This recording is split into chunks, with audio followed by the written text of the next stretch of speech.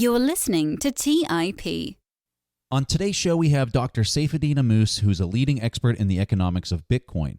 Dr. Ammous' book, The Bitcoin Standard, has been on the Amazon bestseller list since its launch in 2018. During today's show, we talk about why Bitcoin is changing the rules for hard money, why this transition is especially important in today's economy, and how current monetary policy has warped the time preference of market participants. If you're a Bitcoin skeptic or somebody who simply wants to learn more about the technology, this is a fantastic episode to glean some insights and perspectives that might challenge some of those thoughts. So it brings us great pleasure to bring you our discussion with Dr. Saifedean Ammous.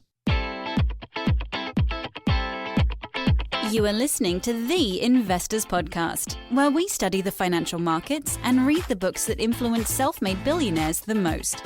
We keep you informed and prepared for the unexpected.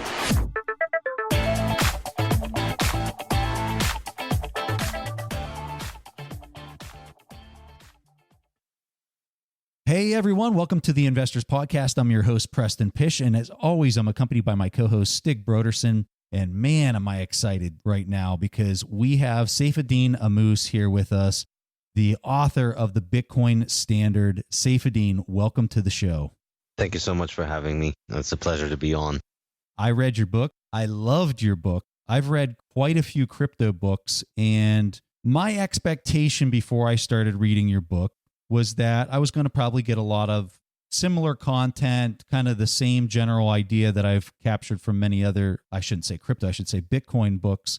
And I was blown away, to be quite honest with you. I was reading things in your book that really made me take a moment and just kind of pause. Because I was listening to the audiobook, I was pausing the audiobook and I was just thinking. And that doesn't happen too often because I go through so many different books, especially about finance. And your book really had me thinking. And I am so excited to capture some of these ideas with our audience today. So welcome to the show. And let me go ahead and kick this off with the first question I got for you. For people not familiar with Bitcoin, which is a majority of the population, they think that this is some kind of big online fake money Ponzi scheme that all these crazy people are trading this fake digital money that's not backed by any kind of government. So what are these people missing from your point of view? I think the key thing that I would say they're missing is that this is a free market. And this is a product of a free market that has emerged over 10 years now, and it has grown as a neutral internet protocol rather than as a private company or someone's private undertaking. And I think this is what is truly unique from it. It's about it. It's an international global protocol that allows for the transfer of value through telecommunication infrastructure, essentially, without having to rely on trusted third parties. Effectively, it brings the form of, it's a technology for introducing cash into the digital realm. And so it allows us to do digitally what you and I could do only with a physical bill, which is once I pay you the physical bill, once I hand over a piece of cash or a gold coin to you, that payment is finished. It's settled. You take the coin and then you can spend it. And, that's it. The fact that you have the coin itself is the value itself, and it's not in its value dependent on anybody else. It's not like a checkbook. It's not like a credit card. It's not a liability for anybody else. It's money that is a bearer instrument that carries value on its own. And Bitcoin essentially managed to do that in a digital sense. And of course, that's obviously counterintuitive because, when you think of cash, you think of cash as being physical. But there's something deeply counterintuitive almost about Bitcoin making digital cash. However, once you think about the implication of that, maybe the real killer app and the comparative advantage for this technology is to serve as the final settlement layer for financial transactions. If you think of it, it's an extremely powerful technology in that I can send a digital payment across national borders with final settlement within, say, an hour or two.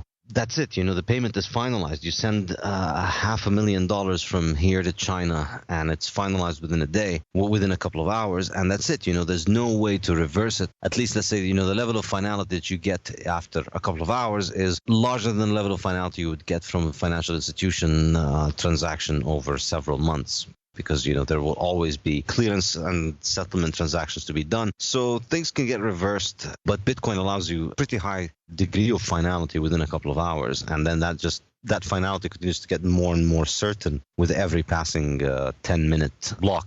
The power of being able to send that money across national borders, because it's such a powerful tool, I think it might end up serving as essentially as a settlement layer for financial transactions. Bitcoin itself doesn't need to grow to handle all the world's financial transactions. It can handle the settlement and clearance transactions at the base layer. In other words, it's not going to replace Visa or MasterCard or Western Union. It's going to rather replace the settlement systems amongst large financial institutions and central banks. And if you think of it this way, it's a neutral protocol that allows us to do with code and technologies of cryptography and several other technologies that have emerged over the last couple of decades. It allows us, using code only, to perform the functions that have required over the past couple of centuries a very sophisticated, complicated, and fragile set of political and financial institutions to run.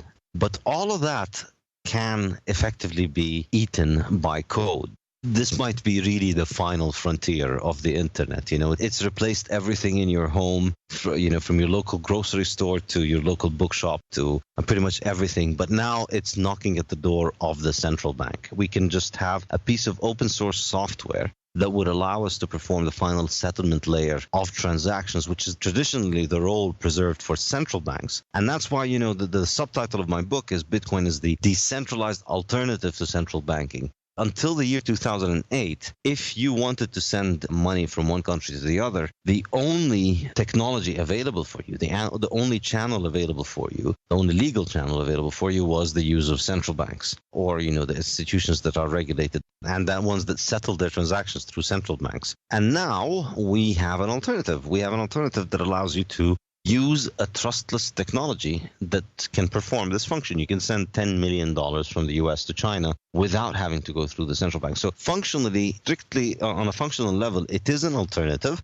Currently, Bitcoin does 500,000 transactions per day. It probably can scale beyond that, but not by much. But still, if it does, say, 1 million transactions a day, or even if it stays at 500,000 transactions a day, if you think about the potential for how many institutions you could build around the world with that number of transactions to be able to settle finally transactions around the world, we would have essentially a system of many thousands of institutions that function like central banks. And so instead of having a couple of hundred central banks that are effectively all centralized at one central bank, the whole world really functions around the US Federal Reserve. Instead of having the Federal Reserve setting the monetary policy and dictating the policy for payment clearance around the world and having that be a political institution, we could have neutral, apolitical code do it. And that discussion has so much relevance when you consider where central banks are today. And one could perhaps argue that it's not a coincidence that we arrived with the issues that we now face. Keeping that in mind, could you please elaborate on what is wrong with the current financial system? So the first function of money is as a medium of exchange, and that essentially allows it to act as the coordinating mechanism of a market system. The only way that you can have an extended market system, you need a technology for indirect exchange that would allow people to perform final exchange with one another when they don't have what the other person wants, when you have the problem of coincidence of wants. So money is essential for a market economy. Money is the information mechanism of the market economy.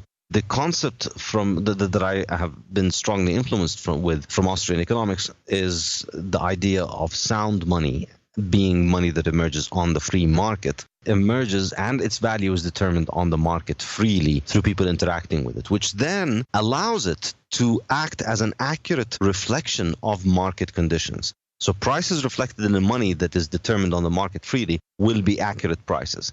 If you think of the manipulation of, if a government tried to manipulate the price of apples, you're going to get mixed signals in the market for apples, and you'll have shortages and surpluses and maybe black markets and so on. And the situation is similar in the case of money. When you manipulate the market for money, when the government can arbitrarily decide what is money and what isn't, and then it can decide what is the supply of money, and it can alter the supply and alter the interest rate, then you're effectively distorting the price signals. And that, from the Austrian school, is the root way of understanding business cycles. It's the root of both the problems of unemployment and inflation. They come about as a consequence of the manipulation of the money supply and the manipulation of the credit markets. So that's number one. My favorite is the issue of time preference. And that flows from the function of money as a store of value. Money being a store of value allows it to, is an enormously important technology for us as human beings, because once we have the ability to store value into the future, we can start thinking about the future. And once we start thinking about the future, our time preference drops and we initiate the process of civilization. Human beings start thinking about the consequences of their actions beyond just the next meal. And then you start thinking about your children and their children, and you start acting from that perspective. And this is really the fundamental driver of civilization. And that, for me, is inextricably linked to money. And it's inextricably linked to the availability of money as a reliable store of value. And so we can think about it in terms of the impact on culture, on the impact on morality, the impact on family, as well as economic impact on things like saving versus borrowing. You think about 19th century culture when everybody used to save much more versus culture today where everybody's borrowing. And I think that's also inextricably linked to the fact that money is not a good store of value anymore. And people don't have this technology that has been developed over thousands of years and has continued to improve. We continue to improve the choice of the thing that we use for this, the thing that will hold on to value the most into the future. And by the beginning of the 20th century, we'd had something that was pretty good at it, which was gold. But then, we uninvented that. We had one global monetary standard that saved value well and was neutral and was used well was allowed for coordination of economic activity. And we uninvented it. And we went back to a system of partial barter, of a system of hundreds of currencies around the world. But the inefficiency of it is quite astounding. To think that in the 19th century, everyone in the world used gold as money, and the different currencies were just different units of gold, different measures of gold. And today we have an absolute mess, even as the world is growing more and more globalized, where you just have an enormous complication with that. And totalitarianism. And I think the link between having a money that is controlled by government, whose supply and value can be manipulated easily by government, has heavily swung the pendulum in favor of the collective management of the individual's affairs. If you compare the era of liberalism in the 19th century to the 20th century, in terms of the restrictions that governments placed on their citizens and the kind of economic controls that they had, I think there's an enormous difference. And I don't think it's a coincidence. So yes, you're right. It's not the usual Bitcoin pitch. It's not what people usually think of when they think of Bitcoin. So my question for you, because you've studied this just at an extreme level, as you look at Bitcoin specifically, what is it that you find most impressive about the technology? You only really understand something when you try and teach it or when you try and write it. Then you have to really lay out how you think of it, and then you get to understand it. And I've come to the conclusion that maybe the magic glue that holds Bitcoin together, the singular technical advancement that Bitcoin introduced, because if you think about all of the constituent pieces that make the machine work, most of them, or pretty much all of them, were around before Bitcoin came about. What Bitcoin added, the magic ingredient that was added to it, was the difficulty adjustment. And that's what I find the most interesting thing about it, because it makes Bitcoin truly unique as a monetary asset. For any other kind of monetary asset, for anything that gets used as money, its supply is always increasing. And the producers are always doing their best to try and introduce a new supply, because the thing is highly valuable and it is demanded massively. That just leads to more and more of an incentive for people to produce it. You see it with gold. You see it with people digging for gold treasures and looking for old sunken ships. People are always trying to find a way to make more gold. You see it with mining any metal that gets used as money. You even see it, if you think of today's financial markets, the reason we get bubbles in real estate and in stocks is largely because these assets are being used as money. People are using stocks as a store of value rather than, in the sense of an investment, because they don't have a store of value. You can't just put your money in dollars and, have, say, 2 years expenditures stowed away in dollars safely, not for investing, not to take any risk, and hoping that they just maintain their value over the next couple of years. You can't really do that. So you have to be investing. And so effectively, the monetary premium that goes into making stocks or real estate or art a monetary store of value leads to the appreciation of the prices of those things and then results in the overproduction of those things. And so those things end up being not very good money in the long run. But of course, we don't have any good monies now. And that's why everyone is struggling to find a way to just preserve value. We're looking for the whole market is paying governments because their bonds are less likely to lose value than other things. But with Bitcoin, and of course with government money, we see that politics is just the game of printing more money and finding excuses and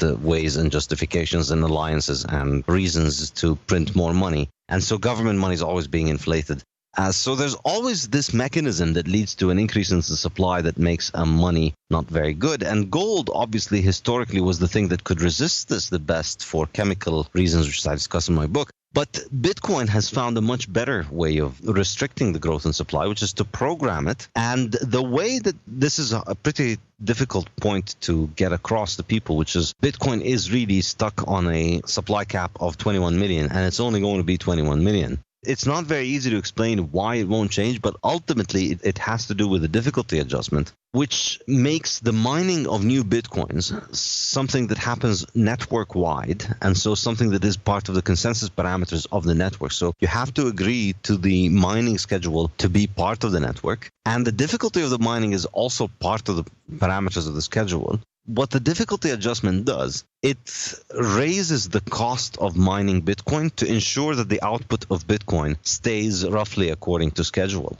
Astonishingly, it has worked over the last 10 years. If you had started the day that Bitcoin had started, if you had actually projected how many Bitcoins would be out there on this day, 10 years and a half later on, it would be within the 3% or 5% or so range of the exact number of Bitcoins up until then. So this is not exactly precisely, it's a calibrating process. It's not meant to be an exact estimate, but it calibrates at it pretty well. And it basically makes mining more expensive when more people try to mine. So with every other kind of money, when more people try and make the money, the supply inevitably increases. With Bitcoin, when more people try and make the money to print more of it, the mining becomes harder, which, because of the way Bitcoin works, effectively makes Bitcoin more secure. It's an astonishing rig of the way that the money technology works that basically supercharges the process of monetizing Bitcoin, because as demand for Bitcoin increases, there can be no extra supply. Instead, you get extra security, which makes Bitcoin harder to attack, which makes Bitcoin more reliable, which makes Bitcoin start looking more attractive as a store of value, which generates more and more demand. Another thing that Preston and I came across in your book was the term stock to flow. And to me, that was like, wow, I never really thought about it like that before. And since the publication of your book, it has really caught on in the Bitcoin community, to say the least. And it seems like everyone is now studying this in detail. So could you please explain what stock to flow is and why that is so important to understand for us as investors? I found it to be the best way of explaining why it is gold that is money. Some people think it is because it is scarce, but that's not entirely accurate, because actually, there are other metals like platinum and palladium that are also pretty scarce, but they don't have a monetary role. They haven't been used as money, and they've not acquired a monetary role, and they don't look like they're likely to acquire a monetary role. And in fact, people tried to monetize platinum in Russia in the 1820s, and it failed, even though it's rare. And I think the reason why, the best way of understanding it, is because it's not about the rarity or the scarcity. It's the stock to flow, or effectively it's a ratio of the existing stockpile of all the production that is existing on the market right now that can be sold, the ratio of that to the production that comes out of the mines every year.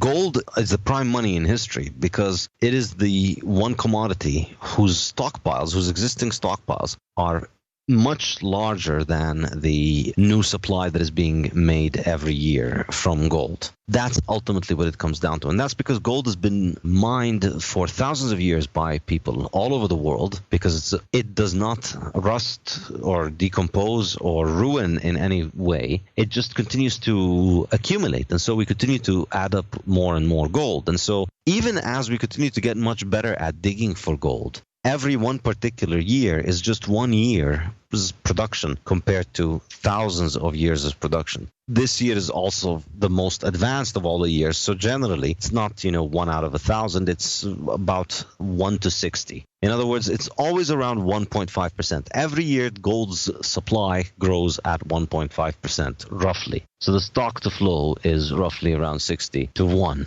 And that's really why gold was money. And that's why platinum can't be money, because platinum, even though it's rare, the stockpiles of platinum that we have accumulated have only been accumulated over a couple of centuries. And a couple of centuries in which platinum has had very little use in industry compared to gold's demand as money and for industry. So therefore, the entire production of platinum that we have is pretty small. And if somebody were to go and declare platinum as currency and start using it as money and start putting value in it, if 10% of the mining and capital that goes into gold would switch towards prioritizing the mining of platinum, then you're going to get a massive increase in the supply of platinum, and the price of platinum is going to come crashing down. Bitcoin finds another way of reaching a higher stock to flow than gold, and in a few years Bitcoin will overtake gold in its stock to flow. Right now the Bitcoin supply growth rate is about 4% or 25 to 1 stock to flow, but in a few years it'll drop or grow beyond gold's, and then eventually it reaches infinity. So I think this is ultimately what makes something a good money. In other words, the size of the liquidity on the market is large enough that whatever happens in the production of the new mines doesn't really affect the market much. That's what makes a good monetary medium. Gold was the best thing that we had, but with Bitcoin, it's going to be, I think, even better. Let's say that we warp ourselves into the future and Bitcoin is actually adopted and widely used.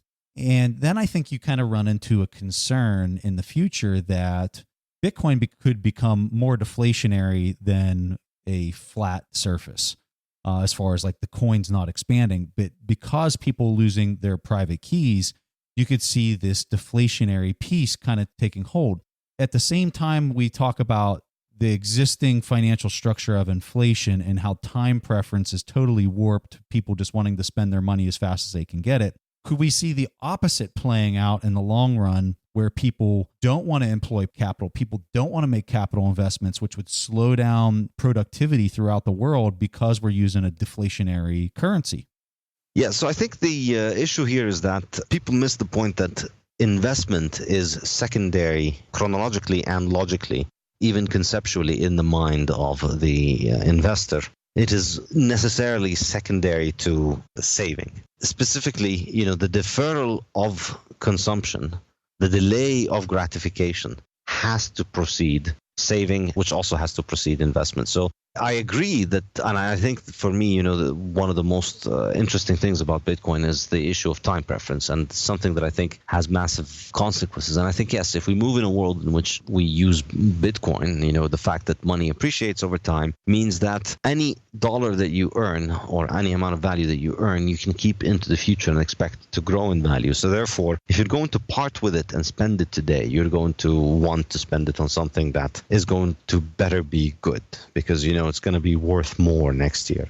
You're more likely to be buying durable stuff. You're more likely to be thinking in the long term in all of your kinds of decisions. And you're more likely to save first, in terms of saving as in delaying gratification. And then it is from saving that an individual is then able to begin investing, because investing, it requires taking on risk. And only after you've saved a specific amount are you able to start taking on risks with the savings. So I think the impact is that people would save more, but people would also invest more. And the notion that people wouldn't invest because the value of money appreciates, I think, is false. I think just like people, if the money loses 3%, people are going to want to beat the 3%. And still, if the money gains 3%, people still are going to want to beat the 3% that it gains. People are always going to want to gain from investment. And the difference is that when the value of money is depreciating, effectively it is economical for you to make an investment, even if the investment is destructive of capital for society overall. As long as your investment doesn't lose 3%, it's okay. Even if you're actually destroying capital in real terms by 1% or 2%, because of this, a lot more malinvestment gets undertaken. A lot of more projects that shouldn't be undertaken, that aren't profitable, get undertaken. And these are only profitable under manipulated interest rates. And once the interest rate manipulation subsides, these projects fail. And that, of course, is the cause of the recessions that we mentioned. The point I'll say is that with the money that holds value and appreciates in value over time, you're going to get a lower time preference. You're going to get more saving. And that's going to result in more available pools of funds for investors, and that results in a lower interest rate. If you see the process under the gold standard, as the hardness of money increased, as gold became better money and harder money, and we moved from silver and copper and other forms of money, and as the capital structure became more and more developed, savings continued to increase throughout the 19th century, and capital stock continued to increase, and investment continued to increase, and interest rates decline. That can only really be understood as, first, people drop their time preference. That leads to more savings being available for lending, and that leads to a lowering in time preference, and then it leads to a lowering in interest rate, and it leads to an increase in investment, and therefore an increase in productivity for society. And there's more of a long-term horizon when money is harder and when money is expected to hold on to value, and that leads to more capital accumulation and more investment. A lot of people in finance suggest the end of the fiat currency system. We hear that so often, but don't really talk about how it would materialize. Like, how would we as consumers and citizens experience that in our daily life? Where do you see the system go in the future, and how would it materialize? People have spent the last 50 years predicting the death of the dollar, and the old bastard continues to survive. I think ultimately the strength and the reason that it continues to survive is that the clearance mechanisms around banking are just so essential, that their control is so important that whoever runs them can continue to have a lot of leeway with their inflationism, because that stuff is just so valuable. The theory that I have about Bitcoin is that Bitcoin might just be the technological solution to the political catastrophe that is fiat debt monetary system. Could become money. And I think, generally most Bitcoiners will tell you the idea of the world's going to be one big Venezuela, and Bitcoin's going to be the only thing that is left standing. And out of all of the rubble, the Bitcoiners will build civilization. While certainly plausible in a sense that national currencies could in fact collapse, I don't think it's that likely, because first of all, inflation, I believe, is a money supply phenomena. It's not a collapse in demand. The Venezuelan people didn't suddenly drop their demand for their national currency to a billionth of what it was 10 years ago, leading to the currency dropping a billionth of its value. It's always the supply that's the issue. And so what's ignored about the rise of Bitcoin is the impact of Bitcoin on the dollars.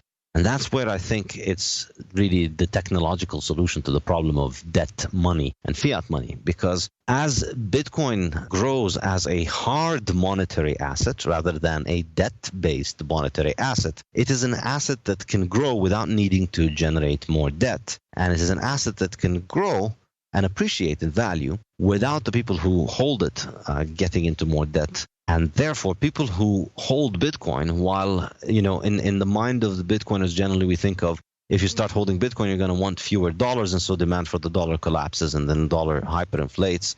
The demand isn't going to collapse that fast, because, people still need to pay taxes and bills and whatever. But also, more importantly, is that as those people start holding Bitcoin, and they can use it as a store of value, they no longer need to live off of debt. You no longer live in a situation where you don't have money and you spend all of your money and you get into debt and you're constantly paying off debt until you die. Instead, you save up capital, and you spend from, you pay your major expenses from the saved up capital. You accumulate wealth and a capital over time and accumulate savings, and therefore you don't get into debt. So now what happens if Bitcoin actually grows and people stop getting into more debt? People get Bitcoin, and then they can start paying with their homes out of their Bitcoin savings instead of taking out dollar loans. They start paying for their houses, and then businesses start running on Bitcoin capital rather than running on borrowed fiat. So what we witness is the decline in the creation of debt and credit and dollars, which is essentially the same thing, because the fiat monetary system is creating dollars every time it creates debt, and vice versa. So we're effectively deflating that debt bubble slowly, or you could say, the house of cards is being undone. Bitcoin is a technology that takes out the cards two at a time, the supply and the demand of new dollars. It takes out demanders of dollars and suppliers of dollars from the creation of loans, and therefore can allow for an orderly unwinding of this dollar catastrophic house of cards, two cards at a time. The value of the dollar doesn't have to collapse. The dollar economy, it's just going to be an upgrade, I was listening to a conversation between yourself and Trace Mayer about the energy consumption associated with Bitcoin. I found this discussion just awesome, because I believe in the coming 3 years, this is going to be a major, major discussion point and a political narrative that's going to come to the forefront of a lot of the discussion around Bitcoin. Tell us what the concern is going to be that I'm kind of describing here, and then tell us your thoughts on energy consumption and mining. Bitcoin is always going to be very harsh on Bitcoin miners. It's sort of like with gold. Gold mining, one guy makes a fortune, but 100 people ruin their lives digging for gold. It's always been a story like that, and it continues until today. Generally, the reason that gold, as I was mentioning earlier, works as money is because mining is largely insignificant. And so in the case of Bitcoin, difficulty adjustment does something similar in that as soon as the rewards of mining are profitable, more people enter into the mining, and then the difficulty of mining goes up. So the difficulty adjustment increases, and therefore it becomes more expensive to mine, and therefore the profitability margin starts requiring a cheaper price of electricity. What Bitcoin mining does, what Bitcoin's difficulty adjustment leads to, is that every few years you get a culling of miners. You get so many mining projects that go out of business, and it gets brutal. And this was, I think, the bottom in this last cycle was in December of last year, when it also coincided around the time of the Bitcoin price bottom. At that point, many mining businesses, and effectively any mining operation that was mining, I would say, above 5 cents for sure, probably even above 3 cents, stopped being profitable at around that time. You had to have 3 cents per kilowatt hour or less in order to be profitable at that time. That's an extremely cheap rate. Nobody has that commercially anywhere. And so what ends up happening is that, now as mining Bitcoin continues to grow and the amount of electricity that goes into it, the only kind of serious facilities and the serious operations that can go into mining in any kind of meaningful sense, that all the real capital that's going to be dedicated into mining is only going to go into operations that have to pay less than 6 cents per kilowatt hour or so. And that effectively excludes all kinds of hydrocarbon burning, power generating grids. So the thing about energy generation around the world is the real value of hydrocarbons is the fact that they're inert, relatively inert, easy to transport, and extremely cheap ways of transporting energy. The reason they're so valuable is that they're the cheapest way of moving energy around, as opposed to, building wires and moving electricity, which carries a lot of loss, or pipelines, which also are expensive to build. So oil is, you don't need to build massive pipelines, and you can move it anywhere in the world. Anywhere a car or an airplane or a helicopter can go, oil can go, and you can build a civilization around it. It's extremely valuable because of that. That's why it's always in demand from residential and industrial and commercial applications. So the energy sources that will end up being sustainably mining Bitcoin will be the ones that don't have to compete with civilians and commercial and industrial residential areas. And I think this is why the kind of environmental movement and the people who already hate Bitcoin, they are the ones who bring up the issue of Bitcoin energy mining and power consumption. But in reality, there are, people say Bitcoin consumes as much energy as Switzerland or Ireland or Denmark or something like that. And that may well be true, or if it isn't, it might be true in a few months or years. But it's besides the point. Let's just put it this way. Ireland is far more visible in its energy consumption than Bitcoin. Where are all of the giant factories that are making the Bitcoins out there? And it's not easy to pinpoint any kind of large-scale Bitcoin mining operations in any one particular location. That's why all of this anti-Bitcoin energy stuff has failed to pinpoint good bête noirs, if you want, just scapegoats. So just going to some power plant in the States or Russia and point at it. And the reason is you don't have giant petroleum or natural gas plants pumping out Bitcoin, because I know people who work in that business and, they can sell that electricity at 10 and 15 and 20 cents, depending on where they do it in the world. And that's just not going to compete with Bitcoin.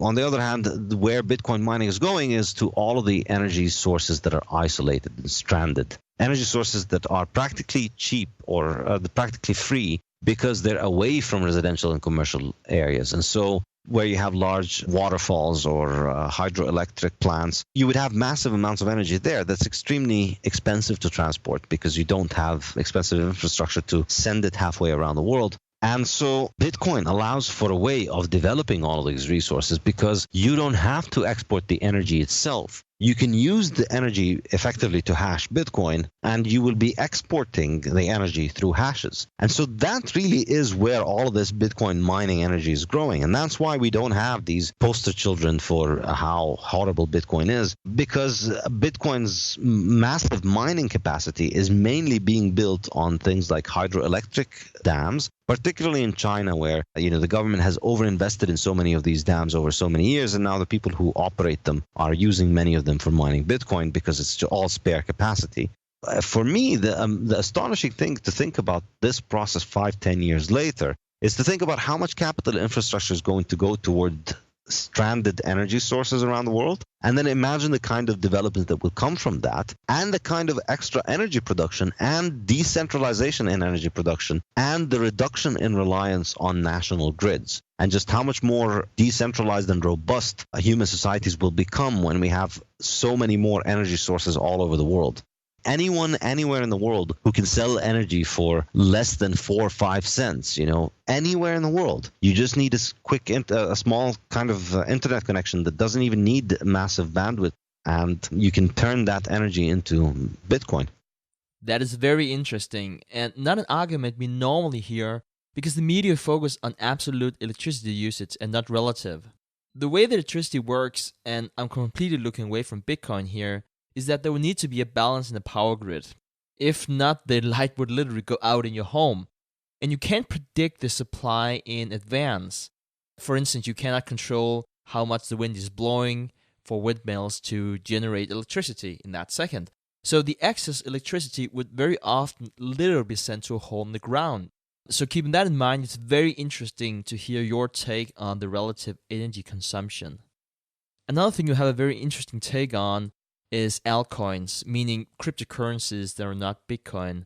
Why are you so critical about altcoins? Could you please share your thoughts on that?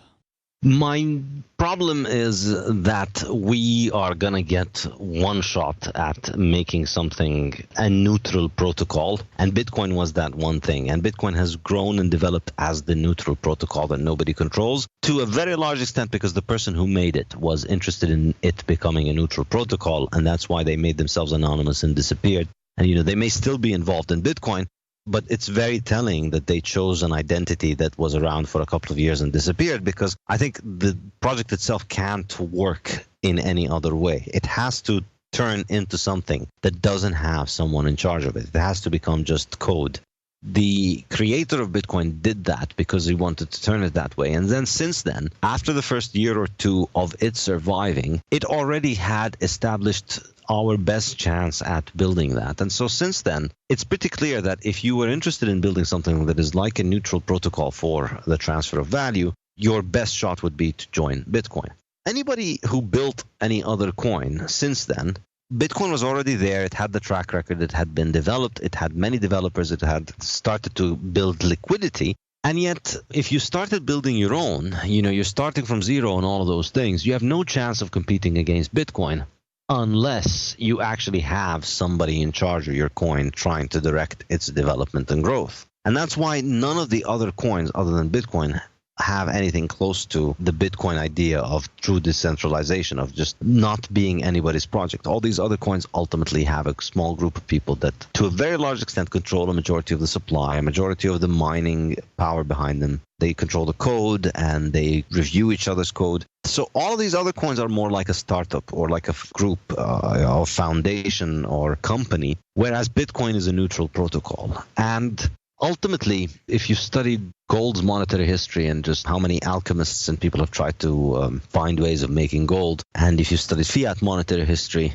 you know that the temptation amongst human beings to find a reason to convince others of, hey, look, this cheap thing that I can make in my lab at very little cost, you should definitely be using that as a store of value. It's a pretty easy thing for you to convince yourself of. You'll just, if you find a way of making something that could pass off as a store of value for a low price, you're going to have a very strong incentive of trying to get people to want to use it. And that's why these things, the altcoins, they grew by aping Bitcoin, which is a neutral protocol, but none of them has anything like a neutral protocol. And none of them is a neutral protocol. They're just a small group of people that are managing something that looks like Bitcoin. And ultimately, if you take away that aspect of Bitcoin being neutral, being apolitical, being not controlled by anybody, there's nothing left there. A lot of the Bitcoin evangelists and Bitcoin fans would like to argue, Bitcoin is basically Star Trek money. It's like with the iPhone of money. It's going to make all of everything else look like 1950s phones compared to your iPhone. It isn't. Bitcoin is not pretty. Bitcoin is not optimized for your user experience. It's an ugly, kludgy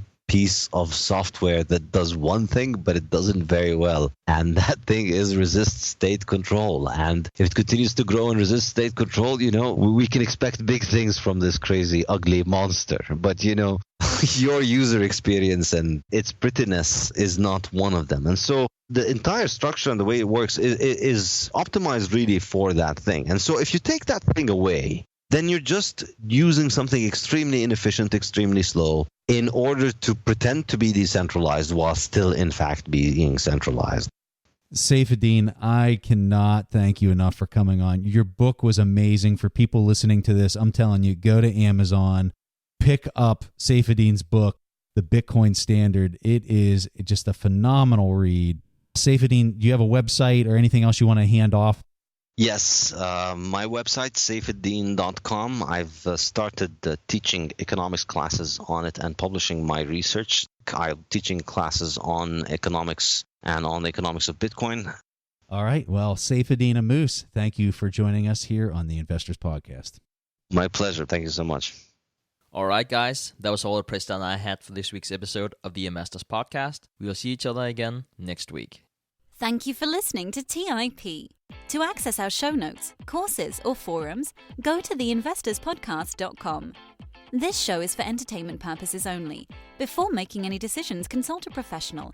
This show is copyrighted by the Investors Podcast Network. Written permissions must be granted before syndication or rebroadcasting.